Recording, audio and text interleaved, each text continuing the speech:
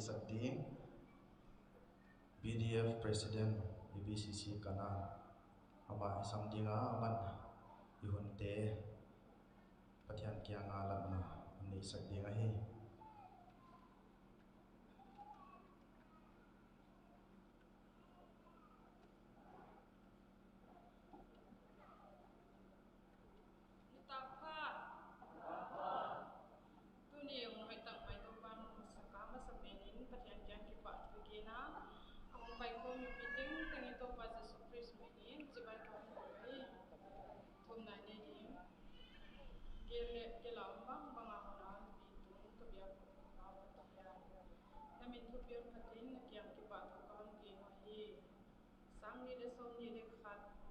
BYF Biakna program Thugenna Masa Pedinga Gila umbang bangahunan ang Piitu mi tam tak twilight nule pate aniwalian heza na ang Kikhop zakile na kyan kipat ko Pamngaihlian Thugenna kizat na dingo ano Piilan nang makom tagyam na hihitay na dinga item tuang kiwagtin namin tupi na dinga Kahonzati na dingon nahonom pia pula tupan kalay sa natotan ka program dio nahon pia nahon makai nahon ngenile maban na yay nga yang na program te sang te tinga nahonom pina nahon makai nahon ngenin etiting te honi tan Yesu Christ milin kahong ni amen.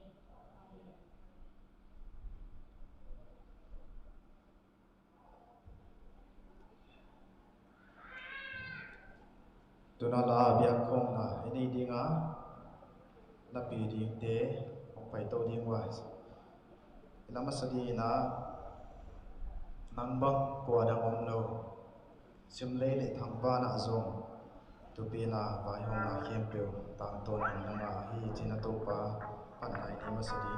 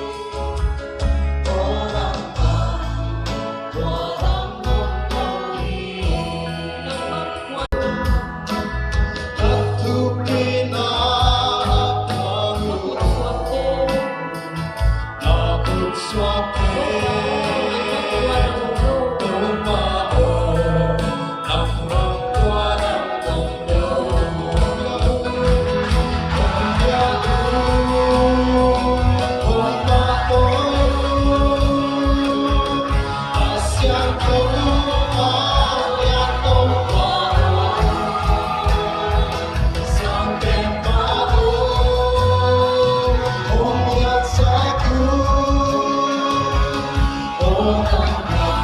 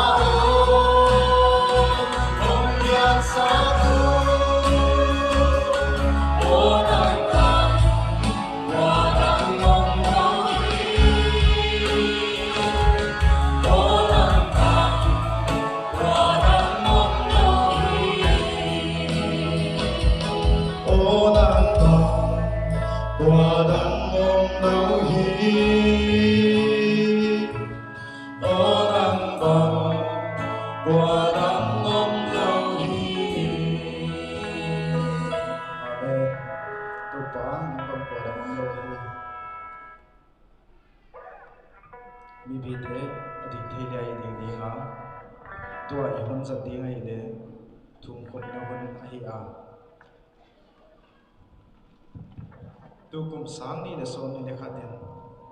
pathiani nan pi gal kai a ni kuma Biakna Kikhop te bang jang thelo ayom lai na pathiani na tukum thaka unai un phan pia a Biakpu tebang hona omina ma be khom thea Biakpu siang thong nai khom thea yom khom hi ingai to thak dinga pathian kyang ki pa thui gen dinga bana tu kum thaka bangjin hin khwai jang dia chi te ki ngai to ko mina thakina ka toy dai pi te tu zanina pathian ko takilat khyak thakna hin khwa tia ma dinga pyak thakna hun thumna hun jang khom le ji a wai dina I malim tang bang chatina thumkhawmna pantati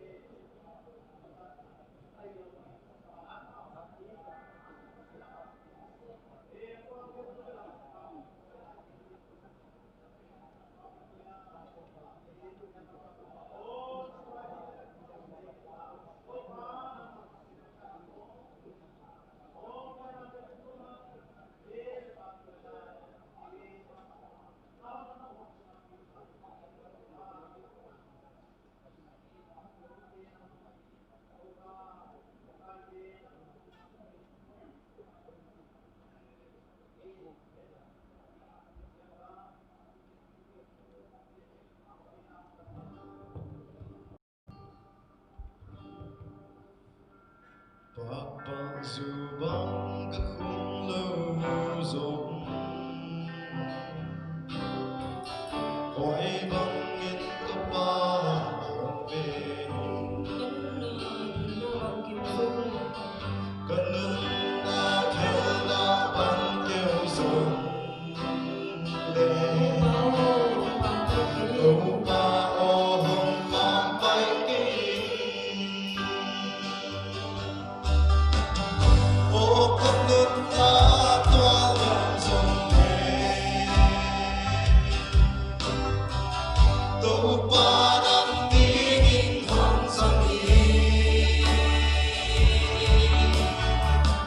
et lòng ba băng cái đi đâu cần nước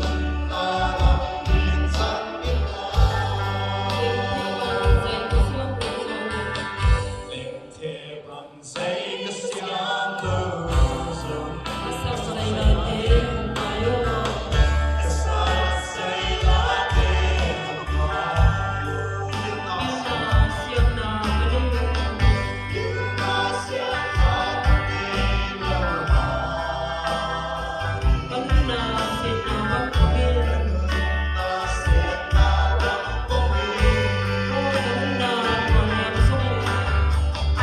Oh,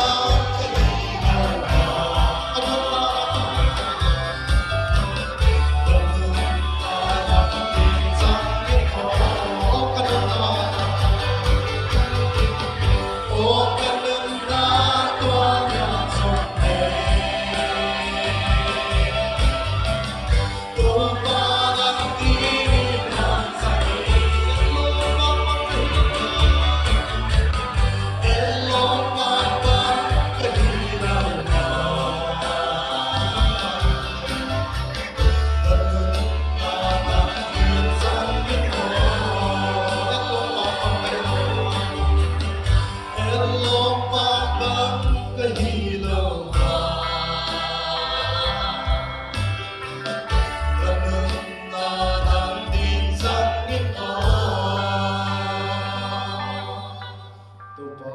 at lom pamang kahilohang nang man naon zagodahi nang man epitakinan zagin nang mamin tupi na digin tupa on zagin napat nala tuzana on sakyak deu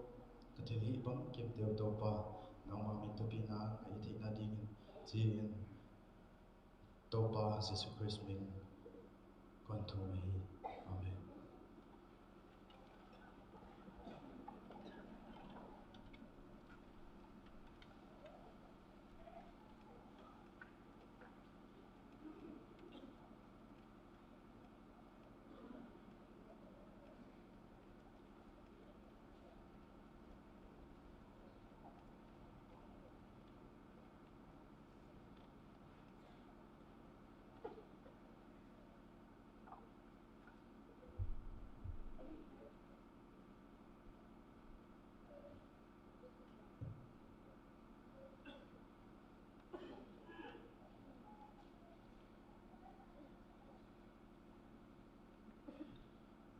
Group leaders commissioning the flag-off Samnik-som ni Lekat ni Zangdiang Patianina ahe pina to honton pia Samnik-som ni Lekat muthei ni ngina to pa ahon pia ipa wai samak mamai ahe wana Biakna Kikhop tebang panthei no ni na to pa ahon pia kupina patoy nate milen nate to pai biahi nagot na hun izang dinga sangni somni lekata group leader dinte kahon simke dinga to jana nagot na ladingte group ya lian samte leader Joshua Nangchinhau assistant leader Yelama hong diktaw din to pamin kahon nginay.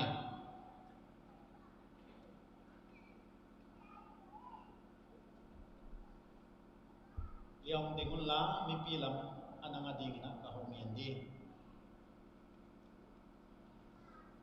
Wala Chinglun niyang leader, Chingthianvung assistant leader.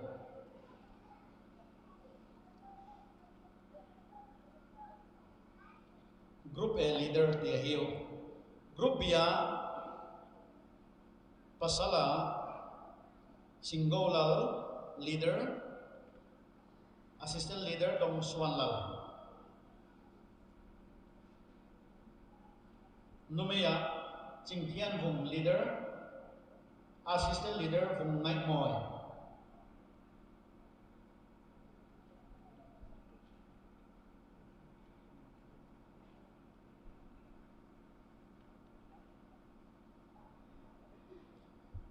Group C pasala Hau Sianthang leader, Ginbiaksang G assistant leader.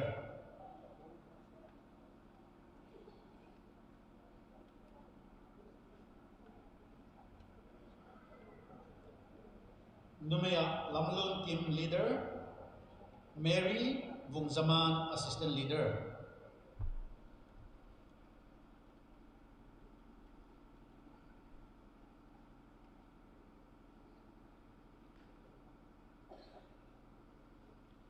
Tukum Samnik som ni Lekata BYF EBCC Kanaan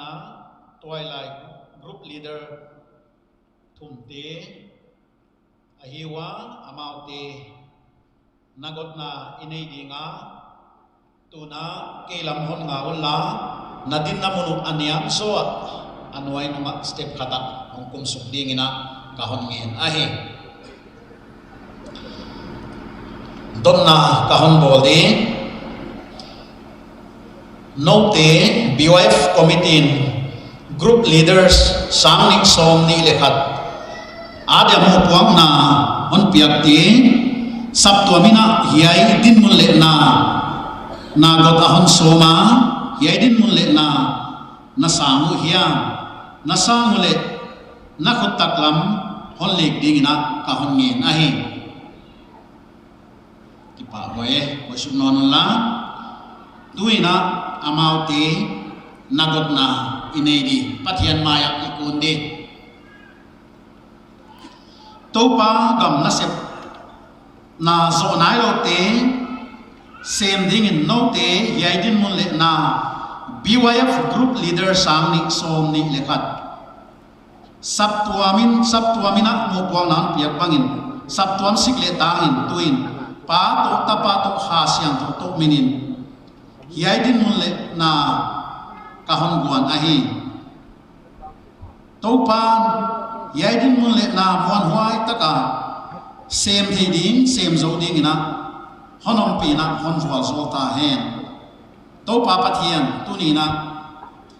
nang ma maya hong ding te na ta tuai lai te tu kum sang ni som ni le khata group leader dinga muang ma heu tu te na ana tel khiak te pa hiwa tu zani na to pa nasikai na mau te na got na kapia a ye to kitoni na to pa nang na mau te tai san lowa ompia atwai lai pitia dinga sa lekha dam na wana heu tu hi na wa to pa mitia dinga eton ta kampa wa eton ta gam ta eton ta nasepa eton ta omdana eton ta hiding na to pa mau te ompila wana to pa heu tu na asem nawa pilna tak sa pale pilna pelna theisiam na tak sa pale theisiam na pelna nangma hon ita nangma na sema lungtang teng teng ha na teng teng wana to pa khale lung sima nangma nung zuya to pa nanga dinga kinom le muan huai te hongi wa atwai lai pi te lamdik lam tanga pi thei dingina amau te vansat nakhut zat dingina to pa nakhuta ka hon kem sak ai to pa pathian nangma na hin naw su se thei to pa yai ko vel sia te na tuam te mi hoi lo te mel ma se tan na se te na te khagilo na se na ki pa na mau te hon hum bitil la hon kem bit dingina ka hum thum ahi na va kina to pa salva kilna nagal vanina to pa thuamil la zalak sakkelna to pa akal suan na mun te ana sep na mun te nangma ga mun suak sak dingina to pa ka hum thum sak ahi wala to pa nanga dinga ki piang nau ama wa dinga sale khadam na ke hilowa in sune saptuam le khota nga dinga fual zo na hi dingina to pa maute athakina hon fual zo dingina ka hom thu ma hi na ta tuai lai te to pa atuai lai pi te uma kaya kem thei ding ton pi thei ding thu tak lam pia atuai lai pi te dinga eton ta kin huwa lakhe thei dingin tuin papa thianoni na atapa se sukri se pinale akha siang thom pina de gwai tak mai tule tang to no te tunga ton tung ta hen amen tuna mi pilam hatwe on ngat sakulna tune he ma ding te heu tua nei ding amau te thuman ding le ki thua pina se khom na ipiachi thei nai na mi pi te na i khut ilik di ipa hoye kena saptuam sikle tangina chibai bok na ka hon nei dinga tua hi nagot na iso na ngi dinga hi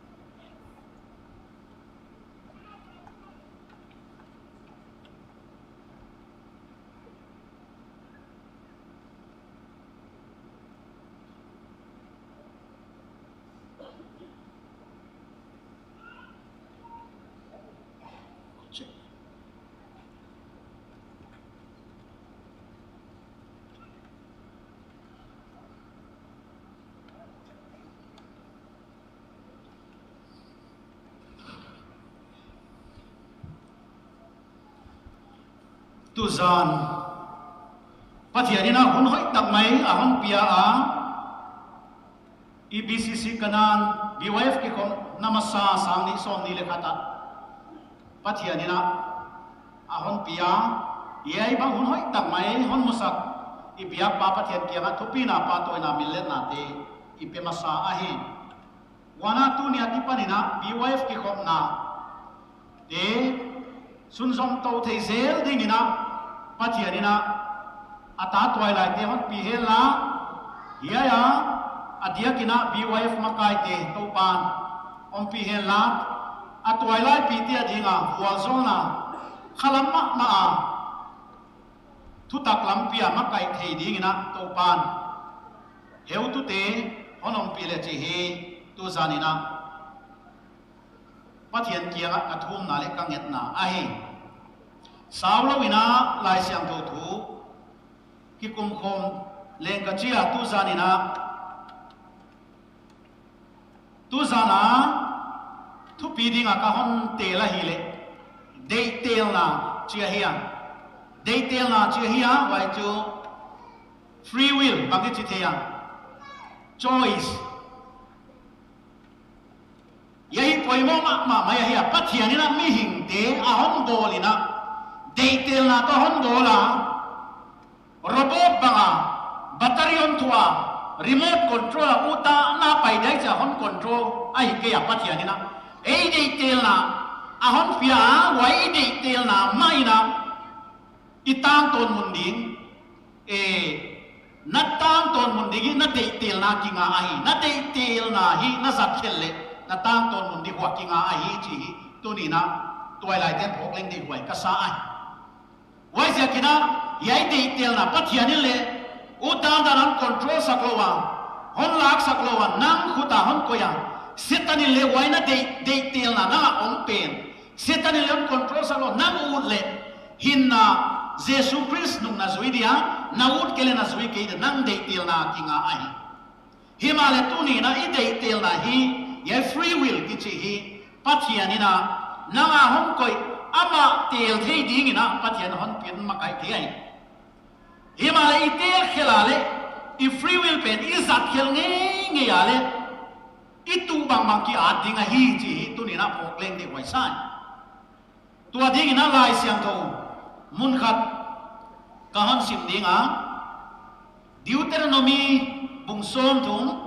tangsom ni le kwa tangsom le kwa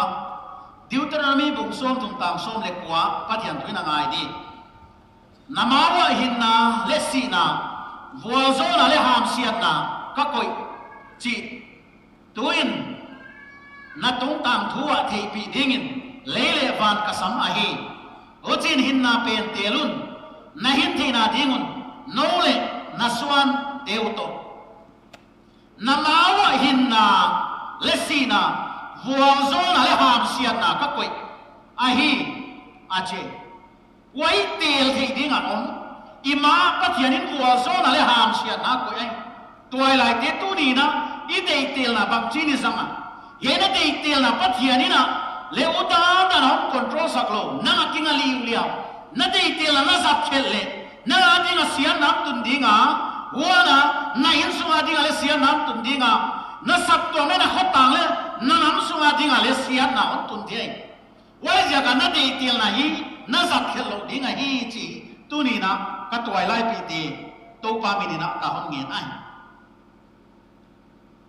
Mausi na ya again hi lungsima hong Lantu Mausi hin kwai ngai tua chiang ina anewa ki panana khala han khan le na hi faro in sunga hi faro in sunga khangliana wa tu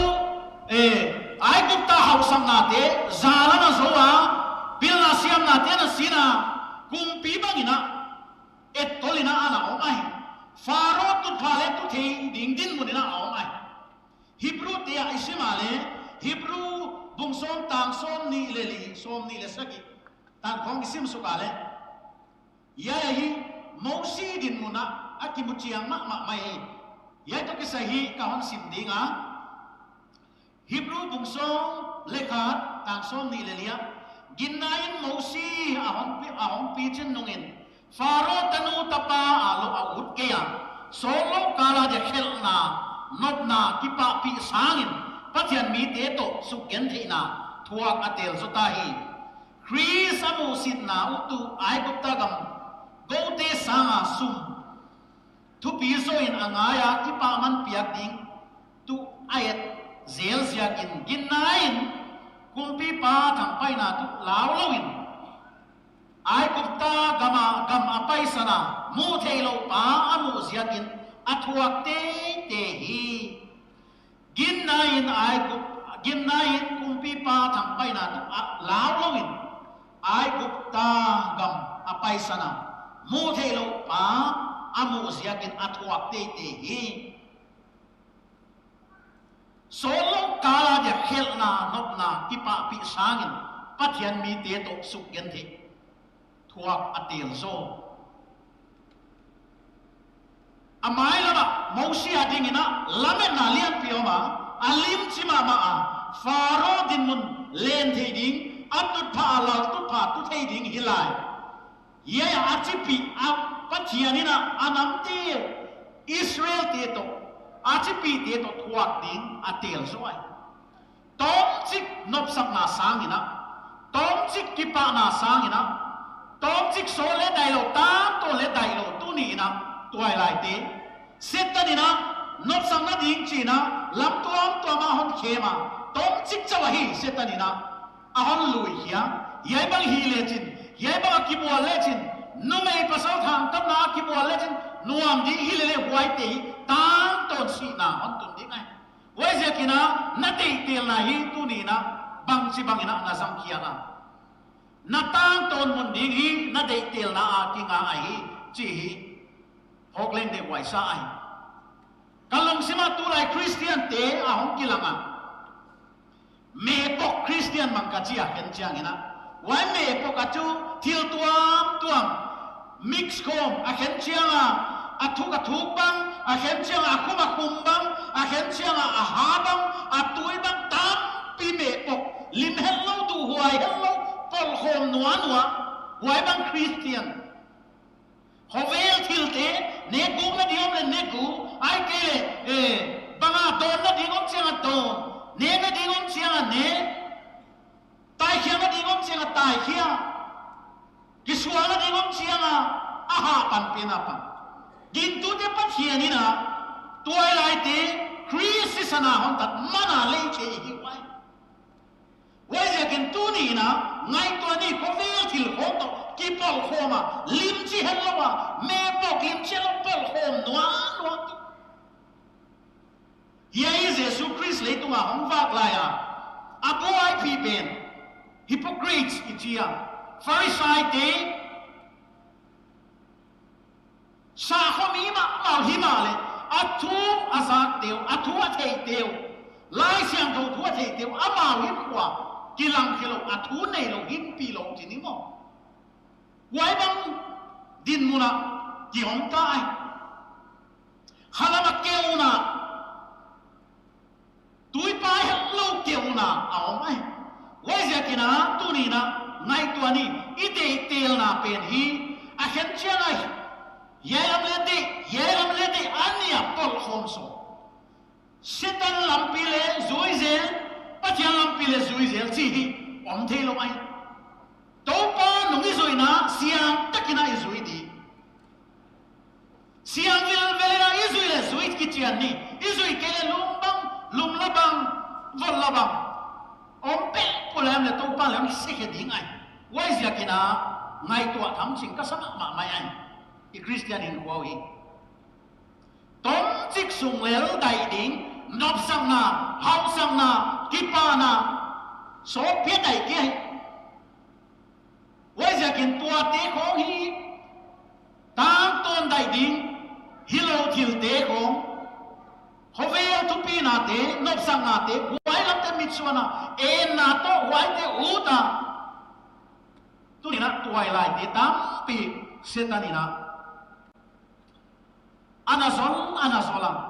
hum pi ne ka hum ham pa ne ding songa va kai i tuai lai pi ta pi te setanina na ta ana keiliam ta liamina oma tuailai huna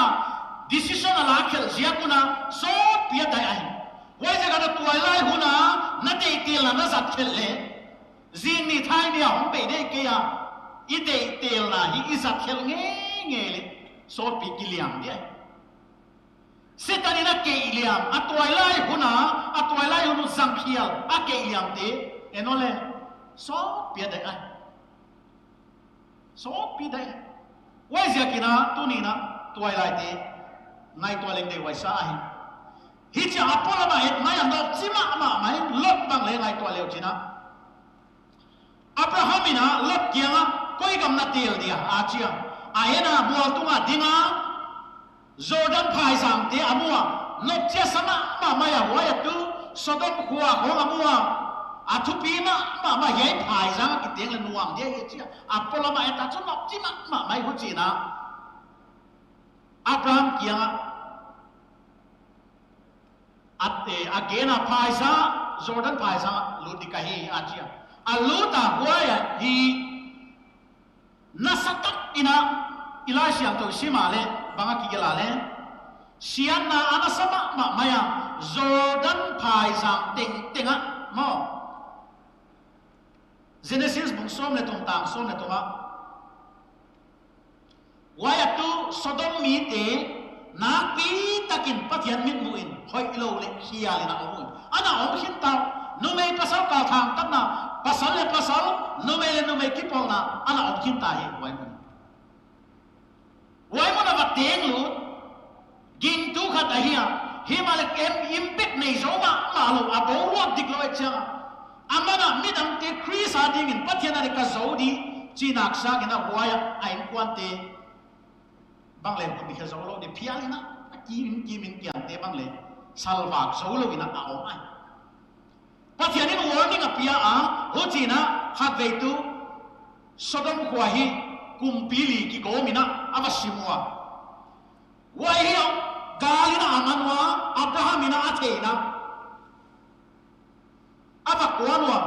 ava pi hiyo ai wai ale lotina zillai lalawina Sodoma alut ki non ai wai ve hatve hiai ba khelnai chiga so lotina khelna abahi kachina helowina wai Sodom nopsakna hausakna te kon hibloma mai cha tai sanding ngam lo hi china pathian warning apiam nungile abalut kingona Abrahamina hun hia himale wai ka bateng non di chin abateng nona ato pato bentu bang atumale ade tel na siakina waya ahau samna tel ain tel lo tel tai sana ngaya atai hiam anga ai vana kipana meyong kedina imanina azia tan ahi wana tan tu simle mulki muai ma mai atanu te ko to lum khom ki to lai waya kipana hi pathian thang pai na tu achini pathian do Israel mi ti adinga mel ma nam ahom piang ki mai ma ai wai yakina hiai ko vel nop sang na te thupi na te ai kele hau sang na te wai tom chik sum tang ton dai dile hilo wai dei tel na sang khiala Jesus sanga tel zo Chris mung zo sanga tel zo ye hau sang na te ko na tel zo le atom na hi si na Samsonina bangatela Samsonina Delilah atel ziakina bangatungale ahan natin tinga beato nai si nai na azui ai lai siang thowa isin theding tam pio mai wai ziakina pau na te na hichi bangina anakena pau na te bum som le litang som le ni mi nga de lampi dikle kilo a oma atom na bel si na achi digna ma le kilo mi pi le zui mi tam pi le tu alam pi zui le zui ni chi lo ki le tu ama ba hi mi tam pi om ko ama le chom ele om the di chi ngai tua na wai ja ka wai bang lam pi te wai bang thil sin te hu chi bang lam pi te hu chi bang mi te om dan a hi tu ni na nang le ke Christian twilight po te yong thi lo BYF EBCC mauna Christian twilight po EBCC yai hoi kasama ma ke ni gen nei om se nei ai amin le ka ngai na ma mai Christian twilight po chi wai ja tu nin twilight te Christian twilight ke hilo Christian twilight po te hi wai ja kina I de tel na hi sapte ni china ge no you are free to choose but you are not free from the consequence of your choice ache wai ja ka Galatia bunguk tang sa ya mi hingina tu bang bang a ding a hi che manina tu ni na kwa na tel dia bang na tel dia nanga a hi na de tel na Jesu na ke bang a chia le lampi thu tak le hin na ka hi ache tu ne Jesu na tel le hin na tel na hi ta to hin na tel na hi city study na hi china ge na only one life it will soon be past only what is done for Christ will last achia hinna khat ine be pa ding a hi be pa ding Chris a ding a I hi isepte om den ding a hi achia wai zia kina tu ni ina polina solta polina gen bangina ke a din zo hin Chris a hi chi thei ding ina twilight te to pa minina ikichia ai Josephina ade tela bang achi jata ichile numei pasal ka thang tan na hiang ai kele siang tholok na sangina siang thona atela ahinga pathianina alam sang ai Danielin bang atela kumpi pa nekle don te zule satya kibol sangina siang thona atela to pa azala sakya alam sang ai twilight tu ko vela bangan tel din ipuk te na ding tam pio mahi na dei tel na zat khel le sot piliam ding jong non lo wa puk se thei na hi puk se thei na wa na dei tel na hi tu ni na poi mo ma mai hi na dei tel na zat khel nge nge le nang chau hi lo hi na in sungin thuak ni na in sungin thuak ki dinga sap tua ma dia le mual pho na sa la ngai the wai ke le kia mina ma dinga le sa la na hi the manina nang de tel na poi moi ke de tel na poi moi manina tu ni na I de tel na ina itang ton mun ding ge na hi na tang ton mun ding na de tel na kinga ai wai sia kina PUANNA tel dia atom na pen ding ina Joshua na hichin akena Joshua pong som ni leli tang som lelia tu ni ina PUANNA ahia isep ding ache PUANNA ahia isep ding lui kala amorte pathian temo pathian dang te na mo isep ding achia keile ka impuan ten zo to pa na ahi kasep sinu ache Gendi tu zanina PUANNA ye septi chiang tak me pok banga tuam pol khom dia to pa non de lo a khen sia wai la ma tai sia koi lo kia ma tai vai don on nong nong lam pi hi ni o mai kong kham ni o mai kong ko chik le kong sa o mai ania kop chiom the lo wai sia kina twilight de ngai tu ni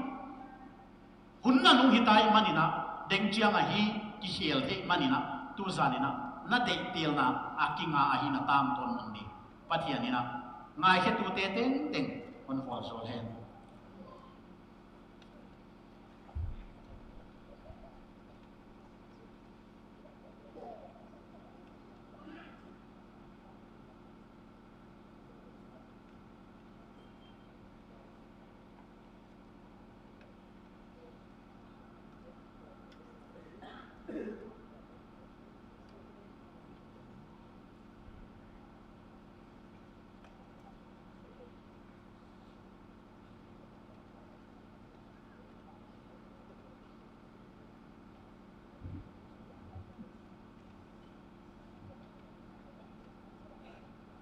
Tupa itu bahaya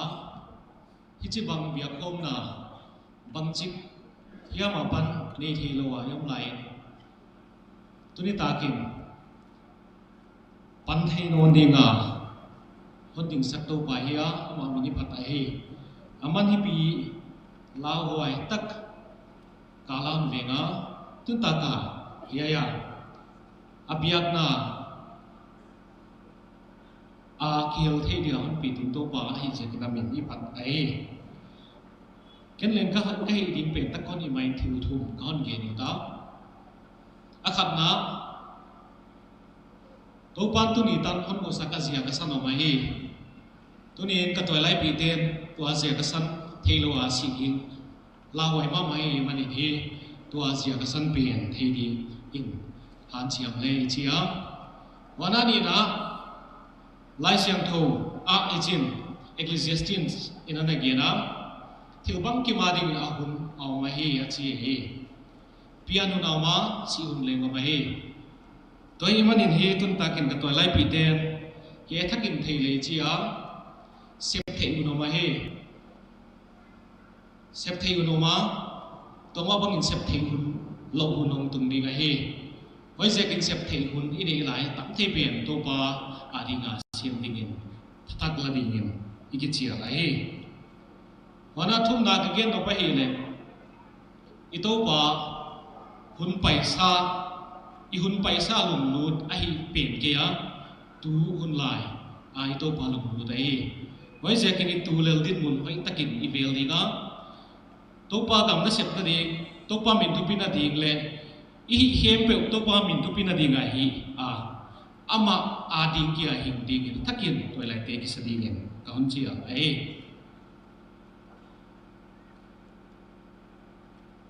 sang ni le som ni le khat BYF committee dingin asap tuam mi te tum tonin to ban an se hiak te Mellahna inei masadiga kaun sim ya lamang Paubiaklal ya ama hong tilai dingin hon gen ai akhat na BYF chairman H lian kan sia kahia mana vice chairman kublal zem guide amang paile chi ai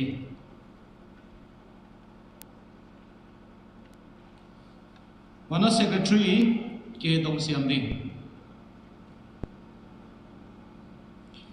Assistant Secretary S. Ginbiaksang Finance Secretary Ngaiwan Kim Nangchinhau Mana Treasurer Chingthianvung Sub Department nga inaki hena tuate ai le khatna Prayer and Evangelism Department Secretary Harvey Khatkan Pao Assistant Secretary Chingthianvung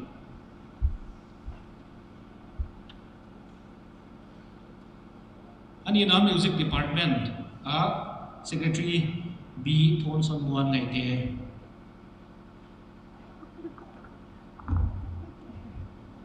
Assistant Secretary G Thuambiaklal le Chingkhawmna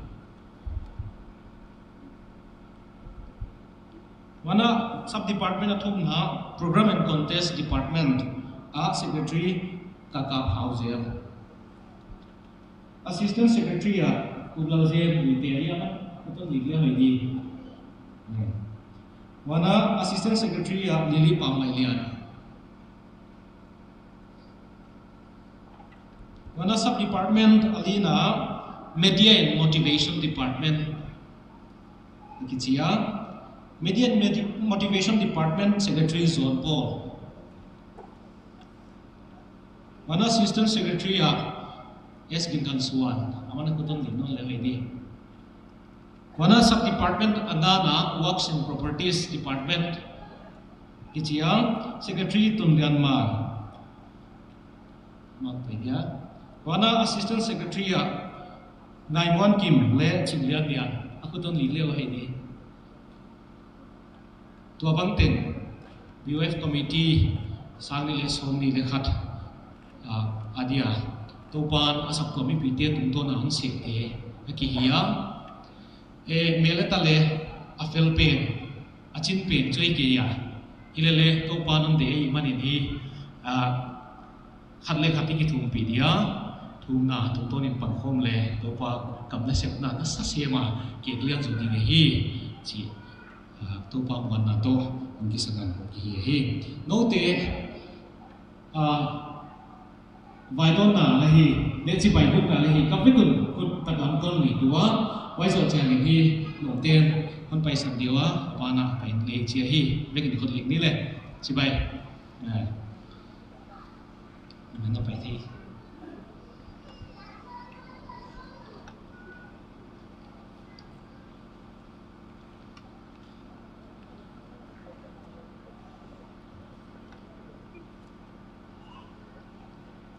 then advisor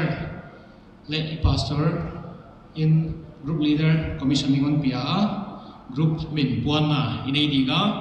to dingin kan sakbang bang in helamang paito dingin kan ngen ai ama sa pena group A leader lian samten paidinga ya secretary atua secretary kena lai lak dikhatoma wayam ladinga asaka program secretary oma aman peto dinga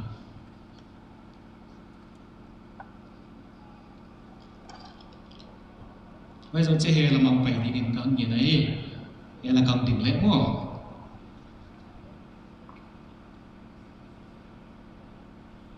Wana group B apan leader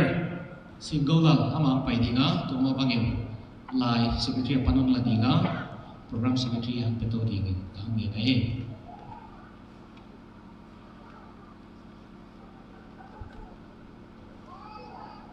yang tỉnh lệ mo group C apan group leader ausian thang ama elong pahen lan tuma bangin secretary kianga layong ladinga program secretary ang pale lama oh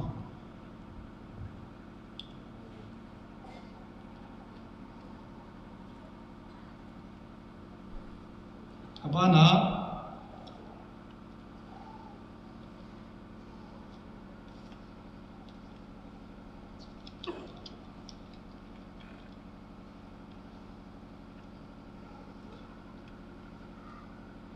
group A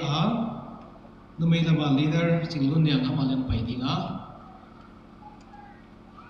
wana assistant leader Joshua Nangchinhau le ya a leader Piitu Thangthiansong dia group B leader Piitu alayang ding le mo Joshua Nangchinhau amale dia wana assistant leader Chingthianvung Kim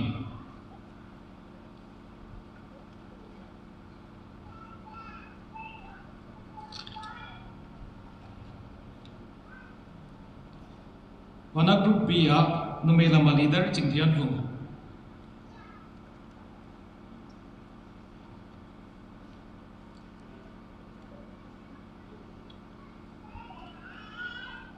wana Vungzaman assistant leader Dongsiamding lama hi tu ni takut tu lama hi group C apan numay lama leader Lamlun Kim le assistant leader pasala Isak Ginbiaksang le numay Mary Vungzaman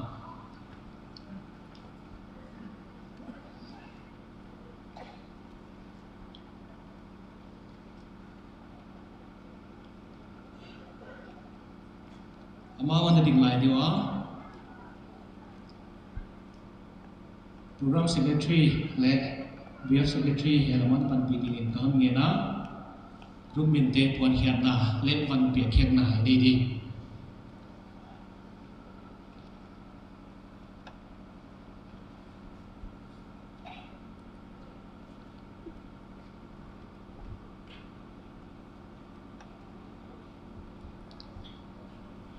Ipiagding ay ile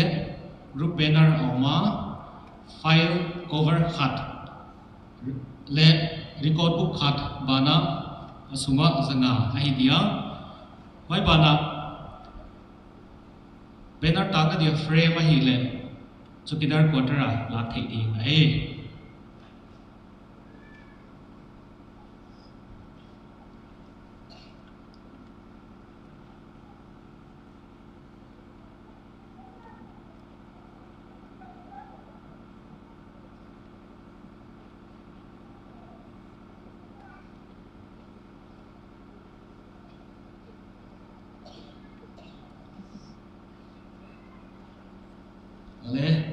group binte pon hemari di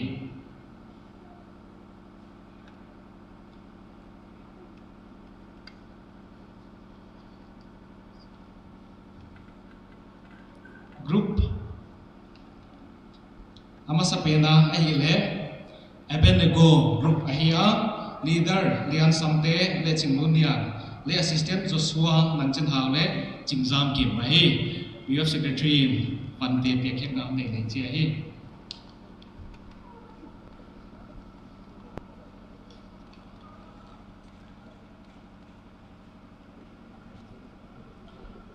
Wana nina Mesak group ahia leader Thangthiansong le Lamlun Kim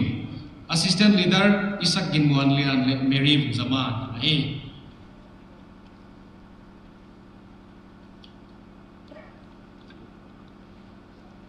Thumna Sadrak group ahia leader Singolal le Chingthianvung assistant Dongsiamding le Vungzaman ai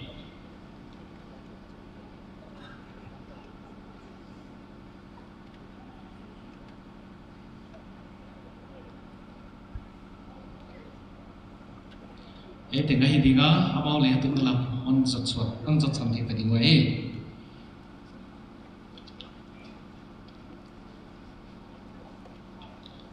tom na pending in tuni taki program live streaming on bolsak bana video coverage ko takon bolsak tunlo tv te tunga ki pathui gena Angbol man upedi hile tampi ahia hilele hi te isun ki paman chin ta bong khat ipeuta amau alim ta pen khati dung la satingin kagena on Biakkhawmna ding pastor kahun yen son ai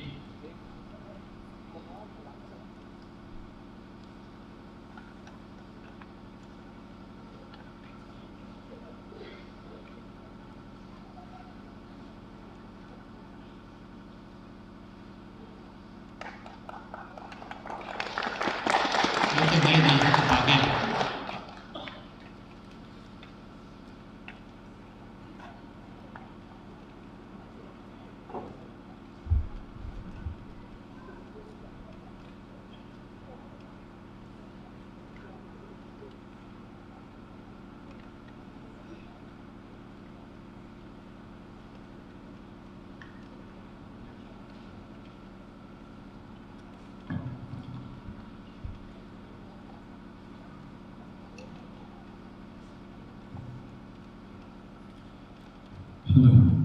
The program is session Shalomi Donngaihlian. Session Masa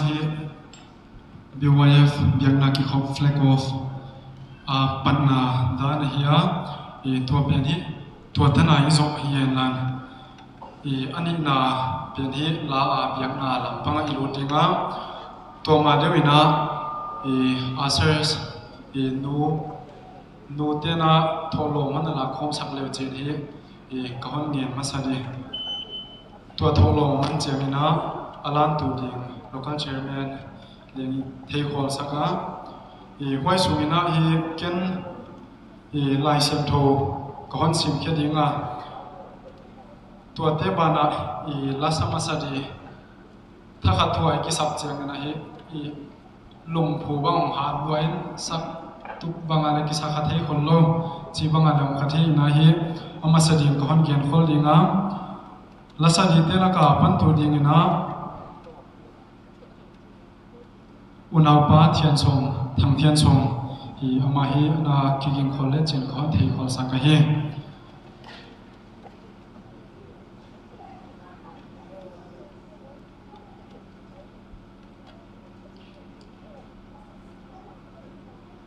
Martin Luther ithei vek ding ka ging ta toina hi music le la poi mo dan ana gen in chin aman tu music tung theina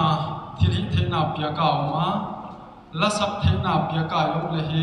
tua tia dinga mo pokna hi thil dang ba ma hi loin tua music le la tung to na tang thu pa Vungzaman amo pokna pi pen wa hi ana chia hi Hochima bangena tu zanin le he tam tak ten lai sa thei dinga tam tak ten music ki tum thei dinga den chang ina imu dinga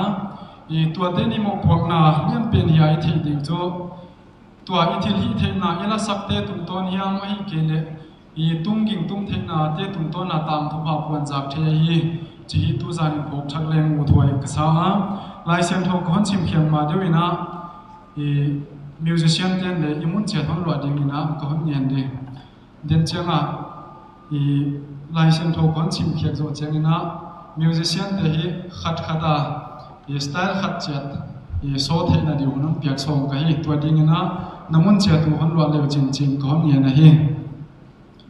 license tho yen nok le isai bung som thum le gyat chang som nia isai bung som thum le gyat chang som nia Topan bel hon dam ding in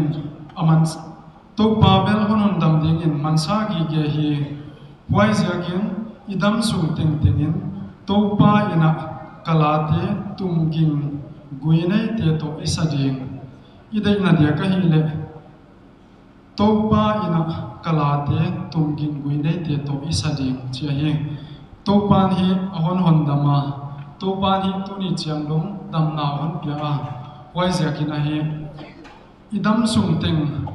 topa phaka topa bia la sak ding hi chil bol het lo ding hi chi lai sen tho tu to na hi mo hi tholom don nu te na zo wa le he la ma hon toi to ding wa alan tu ding hun I pe ding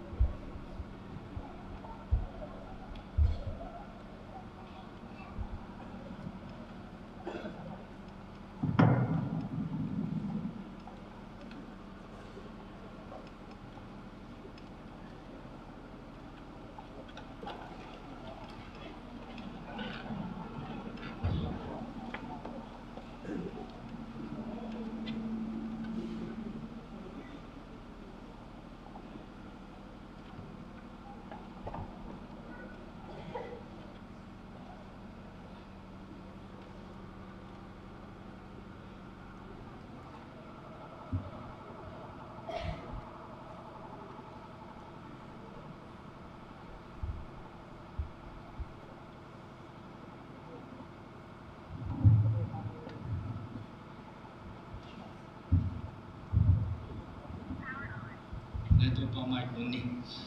apa kian kuni tu, dah pindah dari sana tentangin tunisan tentang biar program tam tak leng, kerana sang tawa, tua bana cilpiaka nama Biakna, kerana semua tuna akip halmite, tate tuntona, atong tute na hongdan kom te numai ta malui nungta. Epi takanang manan volsol sakding ne pina kon ngen Masa hi apete volsola to pahe pya kya komte na kamsum suak sakding nang ma kuthale thili thea kon dam pa se sumi kon la na hi me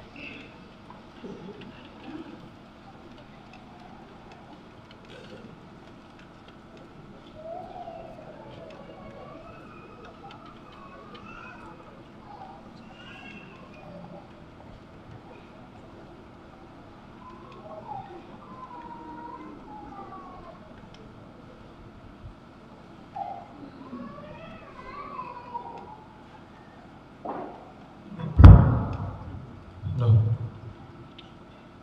musician te amanta ko le hi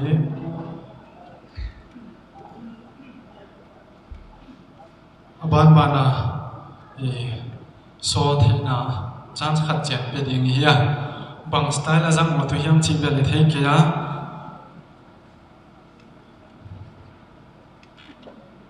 keyboard ai pandinga waizo changina drummer waizo changa hollow bass lead to danin aman chamo hi style khat chat ending hi to khit changina hi unau pa thian chongina hi LASA jingina ama na ki sakhol le chi jasa ka he keyboard aman le aman hon pan helan to khit changina drum hollow bass lead hon ni pya he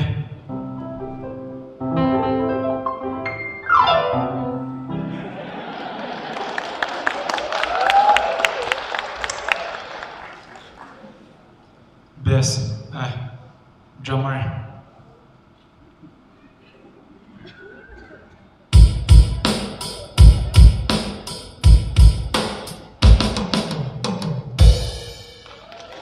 hollow guitar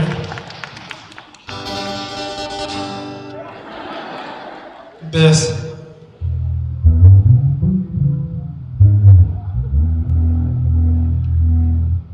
lead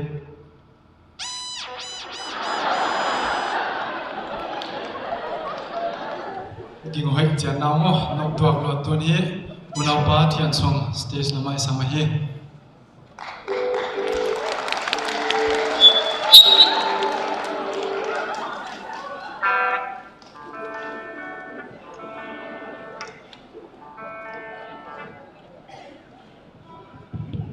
jiam lui bo dek lo hi sual boya hun tan thei mi khat chaw ma kwa dang hiloina ito pa Jesu Christ hi aman sual ka lian tunga bol jau dingina on tanta ahi chila konsa ka pathen ni to pian ni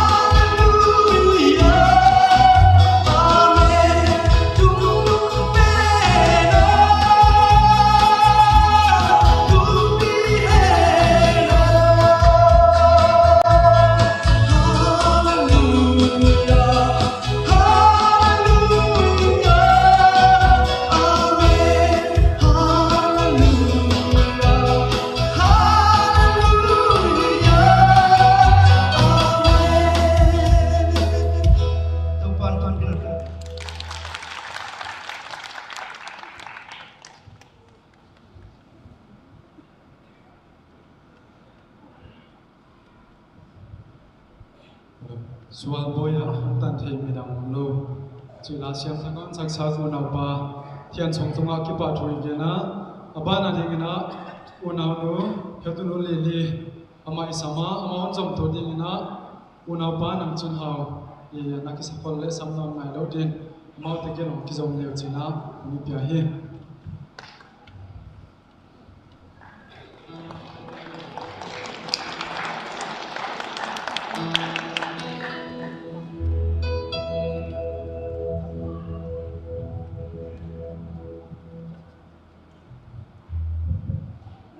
Tunitanga ke hana sakti kahini leitungo mangpha chin kaneli Jehovah tatha album agi panahia pa h Ningzamuanin asamahe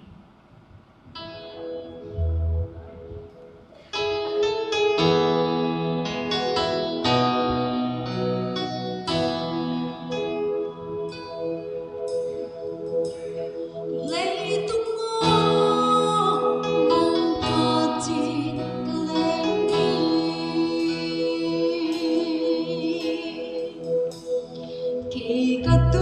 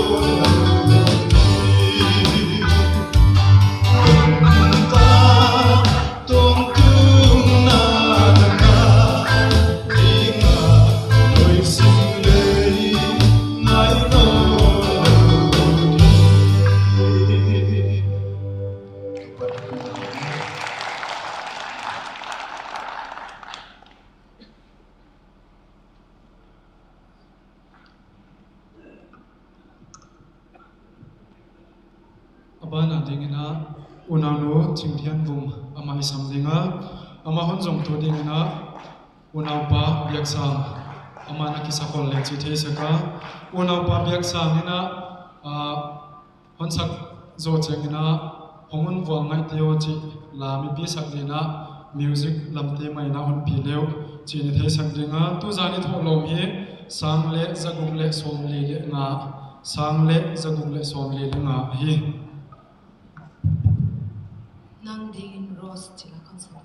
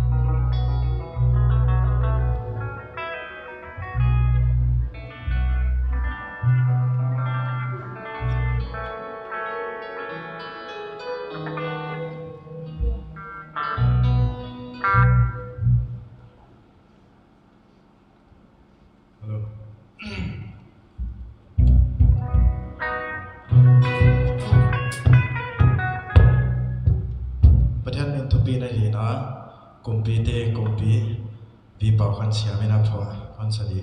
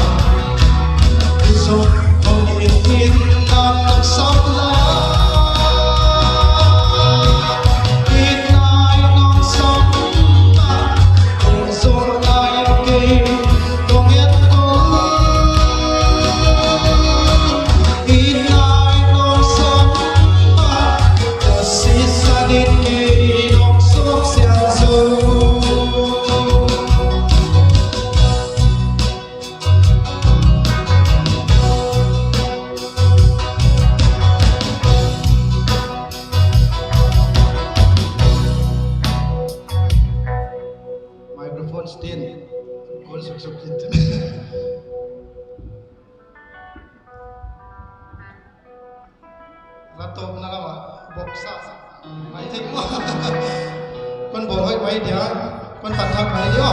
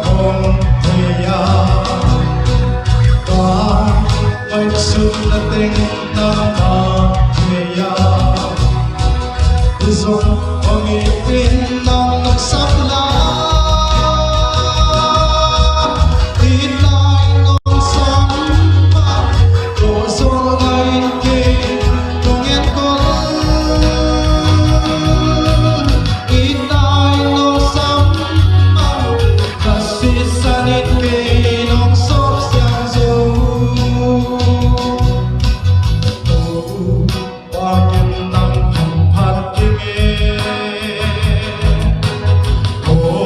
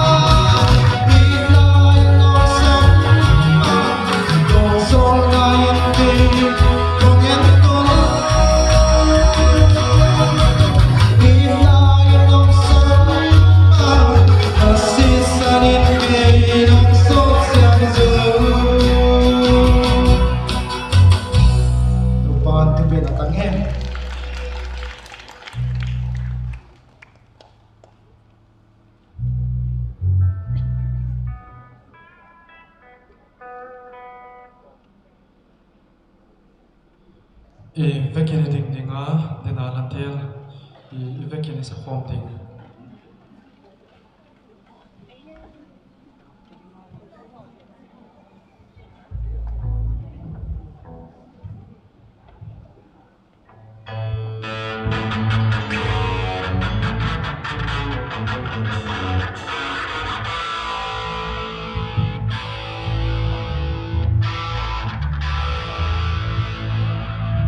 sak sim le he music le hot sim le ya kising zia le lum deu de nga he zero kham ni dang ina na kisila imale ku tumina kian hello aya musician te kian na lai tom dina la ki tiam sum ya I chim tak le chi sim han ai ongun bol mai deo chi la he give Singpi.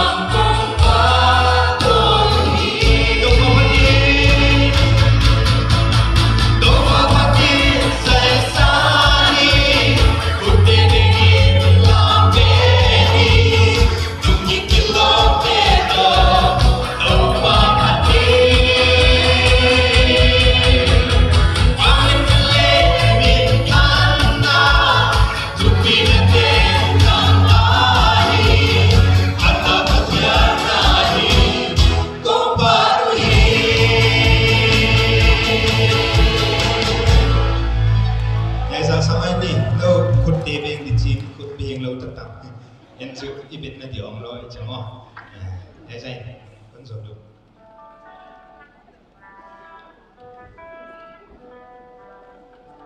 la phat khom na lan wa ma e amal mala phat na lan wa zel e ba nai pai dinga unau pa biaklal Paubiaklal amai sam dinga ahon jom tu dingina Mary Vungzaman le Nemzoupui mounting samai loina ban ki jom leo chin nge ni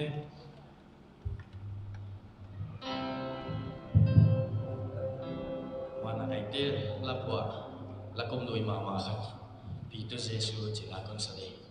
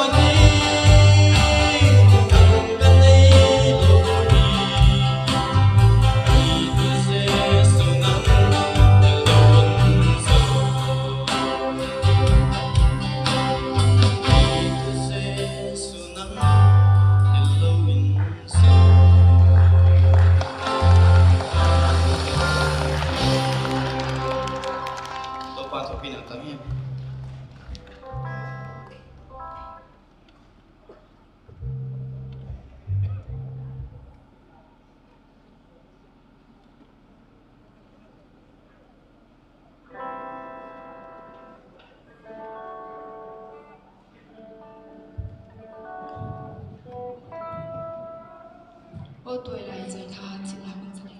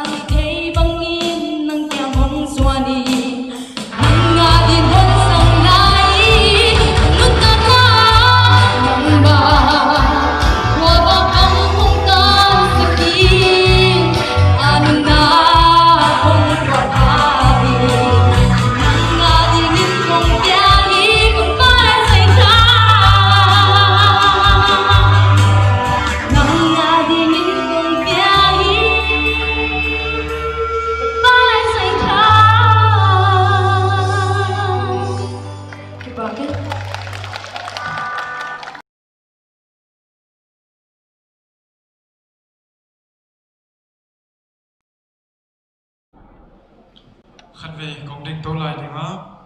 agam lá là naya program của tụi thế hi kinh ngạc xéo xéo lại đi mà phát na lá đi đây là nhá quay mai na Kanaan program di Singpi na khon de zon de BYF Biakna ni ve na January 28 ahun da ko pm hi dinga hunkem hetu pa ka ka hauzel gelot hetu no lili Pamngaihlian license no Chingthianvung le hun patna prayer and evangelism department tia ki pan om dinga atex dinga hi le Korinthon khat pung khat chan khata ki pan som le sagi tan hi dinga hi PUANNA music department te ma kai nom dinga Thilpiaklal tu upati Dongsiamding sharing a awut pangbang awut pe hi he una sharing le dinga ki support he hi punonga ki bona waibana phanala heutupa bi thon somwana ki panom dinga Hunkhaktu upati Dongsiamding he hi I Kanaan program ding hi atoi lai Kikhop tunia sanga tamzo hi paikhom dinga kilameni hi waibana I program lo chingle ka swazat hi thina ding bana punhoi ni hoi mu thina ding na Thumna phokleng china I tuzana paikhom mi pi te kingen a hi la samna on sun jom ding na ni nei lai te laka unaw nu DITE in hon sadinga to khit changina unaw nu Shalomi in hon sadinga to khit changina khanbe ding lai le mu che I topna bol thei ta ding hi musician te bang ki nga dinga ye la ya pau za za chemna honen tu te bang in LASA khon samai the mai la ki dek lo tuna unam no DITE honi pya he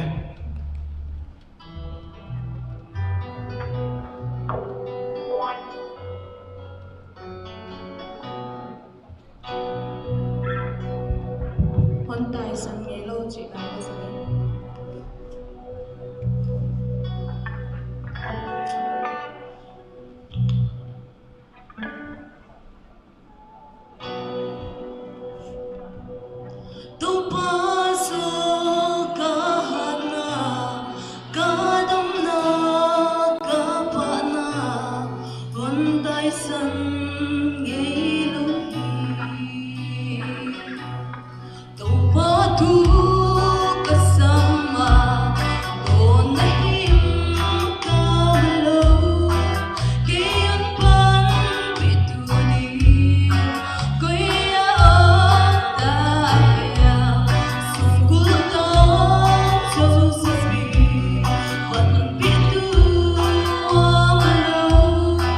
He's on fire.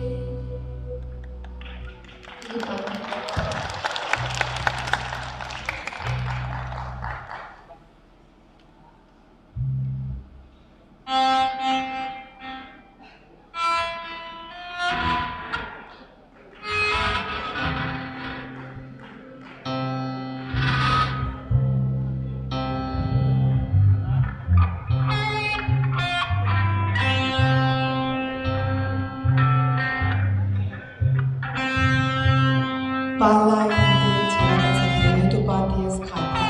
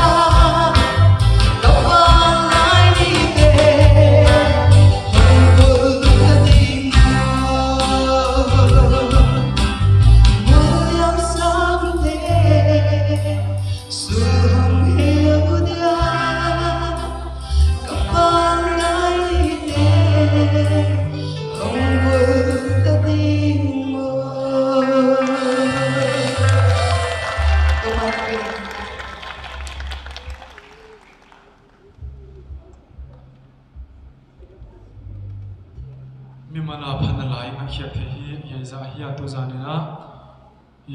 top lam vai isai dinga tu zanina mi pi pai hom ko pe ini tan kim the dingina no ten hi Singpi samit ke thon na bol sagwa in konga den changina don ina don lo in kuma pai ki le chi ki ngen na hian lan sa zo nai lo yom le swan lum be the lai mai the hi kolosa te bung thum chang som ni le thuma na hi pe mau mi hinga ding hi lo ina pathiana ding hi join hi un achia som ni le li na atop lami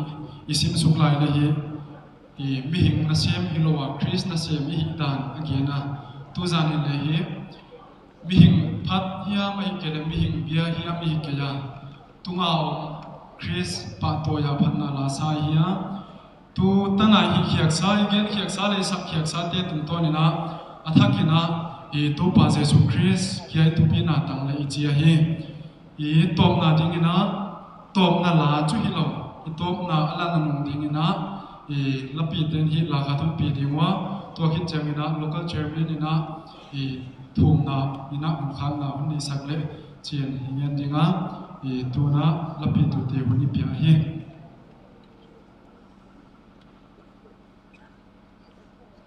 artist tu zana artist teng le hi pai leo chen chena khon ngen lai de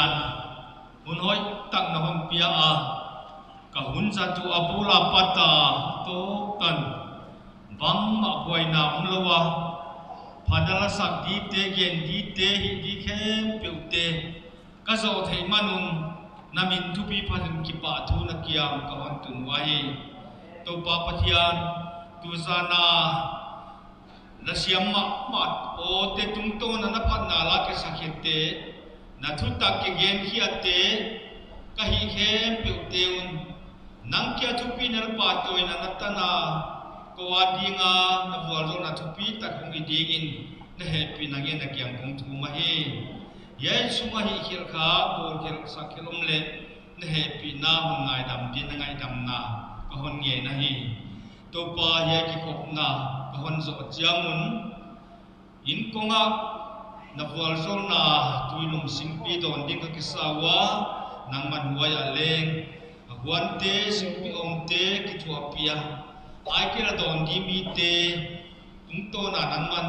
ka Dongdi te di siento sakdinga nakul siang tho tilite yang lanile dam takatopa untuk sakjat tadingin katopa Yesu minin namay kong tumahi